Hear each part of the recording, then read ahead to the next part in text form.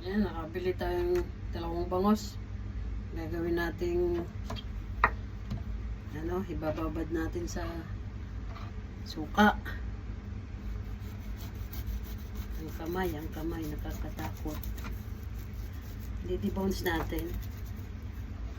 Ganyan. Yan, nalinisan na po natin. Yan. Ngayon naman ay tatanggalan natin ng buto. Parang hindi ako marunong magtanggal ng buto ha. Ganito na po yung bangos natin. Aling banda? Ito o ito? Yan. Nati-bones na natin. Natin sa gitna kasi masyado malaki. Bago natin ibabad. Yan, ito na yung suka natin.